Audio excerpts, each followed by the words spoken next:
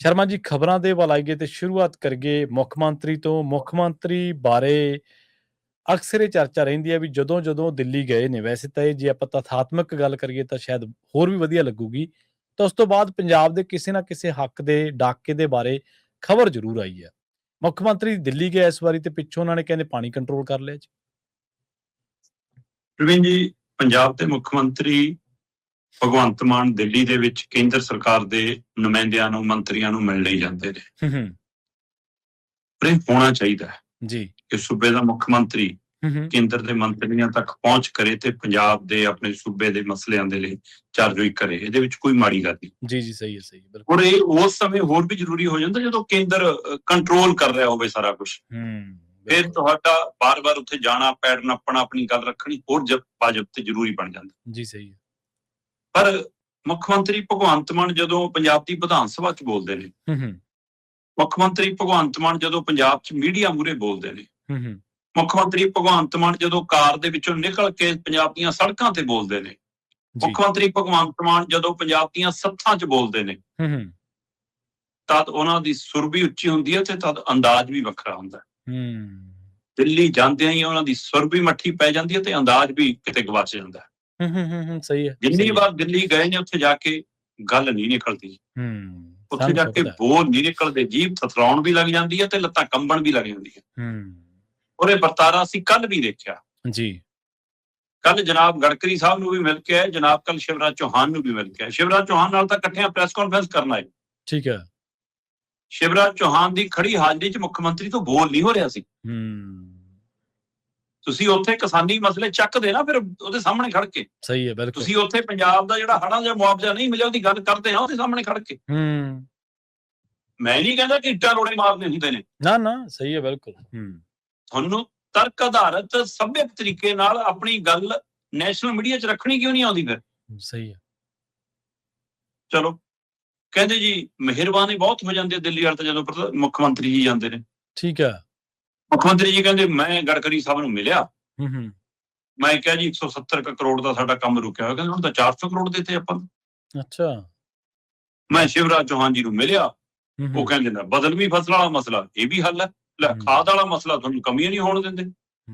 ਮਤਲਬ ਜੇ ਹਰ ਵਾਰ ਤੁਸੀਂ ਜਿੰਨੀ ਵਾਰ ਦਿੱਲੀ ਜਾਂਦੇ ਹੋ ਤੇ ਕਹਿੰਦੇ ਹੋ ਲਓ ਜੀ ਮੈਂ ਤਾਂ ਬਾਗੋ ਬਾਗ ਕਰਤਾ, ਮੇਰੀ ਤਾਂ ਅਮਿਤ ਸ਼ਾਹ ਨੇ ਵੀ ਸੁਣ ਲਈ, ਮੇਰੀ ਤਾਂ ਇਹਨੇ ਵੀ ਸੁਣ ਲਈ, ਮੇਰੀ ਉਹਨੇ ਵੀ ਸੁਣ ਲਈ, ਤੇ ਫਿਰ ਪੰਜਾਬ ਦੇ ਮਸਲੇ ਕਿਉਂ ਨਹੀਂ ਹੱਲ ਹੋ ਗਏ ਹੁਣ ਤੱਕ ਸਾਰੇ? ਸਹੀ ਹੈ। ਜੇ ਤੁਹਾਡੀ ਇੰਨੀ ਸੁਣੀ ਜਾਂਦੀ ਹੈ। ਸਹੀ ਹੈ, ਬਿਲਕੁਲ।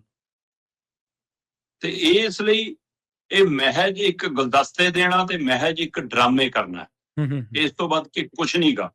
ਔਰ ਗੱਲ ਤੁਹਾਡੀ ਦਰੁਸਤ ਹੈ ਕਿ ਦਿੱਲੀ ਜਾਂਦੇ ਨੇ ਤੇ ਖਿਚੜੀ ਨਵੀਂ ਪੱਕ ਜਾਂਦੀ ਹੈ। ਕਿ ਤੋਂ ਡਰਾ ਕੇ ਗੁੱਠਾ ਲਵਾ ਲੈਂਦੇ ਨੇ। ਸਹੀ ਹੈ।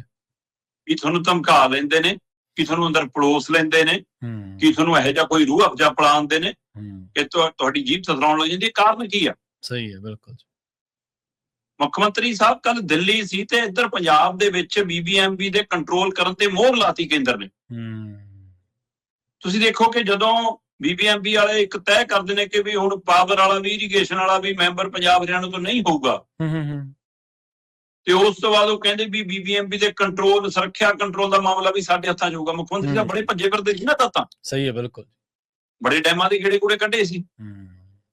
ਹੁਣ ਕੱਲ ਜਨਾਬ ਦਿੱਲੀ 'ਚ ਸੀਗੇ, ਕੇਂਦਰ ਸਰਕਾਰ ਦੇ ਨੁਮਾਇੰਦਿਆਂ ਨੂੰ ਮਿਲ ਰਹੇ ਸੀਗੇ, ਔਰ ਇੱਧਰ ਇਸ਼ਤਿਹਾਰ ਸਾਹਮਣੇ ਆਉਂਦਾ ਕਿ ਲਓ ਜੀ ਸਾਨੂੰ 2 ਮੈਂਬਰ ਚਾਹੀਦੇ ਨੇ ਪੂਰੇ ਭਾਰਤ 'ਚੋਂ, ਇੱਕ ਇਰੀਗੇਸ਼ਨ ਵਾਲਾ, ਇੱਕ ਪਾਵਰ ਵਾਲਾ। ਆਹ ਨਿਯਮ ਜਿਹੜਾ ਪੂਰੇ ਕਰਦਾ ਆ ਜਾਓ, ਪੰਜਾਬ ਤੇ ਹਰਿਆਣਾ ਦਾ ਭੁੱਲ ਜਾਓ। ਹਰਿਆਣਾ ਹੋ ਸਕਦਾ ਲੈ ਲੈਣ, ਪਰ ਪੰਜਾਬ ਦਾ ਨਹੀਂ ਲੈਂਦੇ। ਜੀ ਸਹੀ ਹੈ।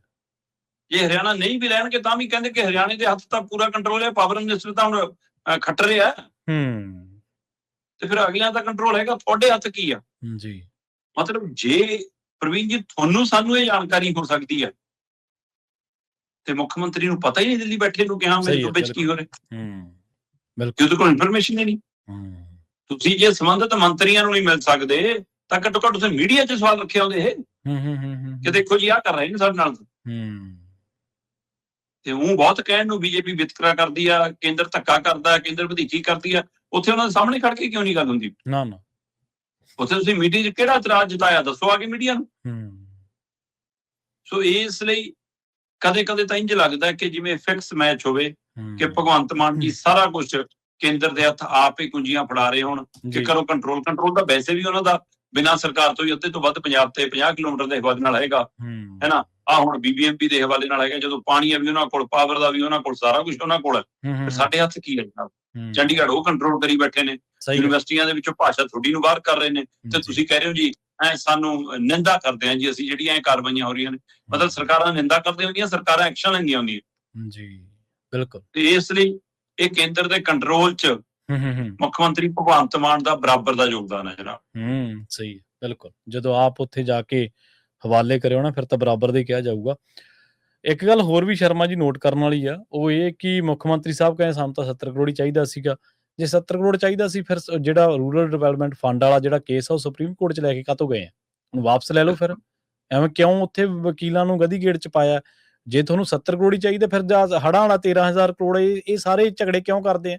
ਜਦੋਂ ਉੱਥੇ ਜਾ ਕੇ ਗੱਲ ਹੀ ਨਹੀਂ ਰੱਖਣੀ, ਕਹਿਣਾ ਹੀ ਉਹਨਾਂ ਵਾਂਗੂ ਆ ਜੋ ਉਹ ਚਾਹੁੰਦੇ ਨੇ, ਫਿਰ ਤਾਂ ਤੁੱਕ ਨਹੀਂ ਬਣਦੀ ਹੋਰਾਂ ਚੀਜ਼ਾਂ ਦੇ ਉੱਤੇ ਲੜਾਈ ਲੜਨ ਦੀ। ਲੜਾਈ ਇਹ ਰਾਜਨੀਤਿਕ ਨਹੀਂ ਲੜਦੇ, ਅਸਲ ਨਹੀਂ ਲੜਦੇ, ਬਿਲਕੁਲ ਬਿਲਕੁਲ। ਅਦਾਲਤੀ ਲੜਾਈ ਲੜਦੇ ਜਿਹਨੂੰ ਡੰਗ ਟਪਾਈ ਕਿਹਾ ਜਾਊਗਾ। ਰਾਜਨੀਤਿਕ ਤੇ ਰਾਜਨੀਤਿਕ ਲੜਾਈ ਲੜਦੀਆਂ ਹੁੰਦੀਆਂ ਨੇ। ਸਹੀ ਹੈ, ਬਿਲਕੁਲ ਬਿਲਕੁਲ ਜੀ।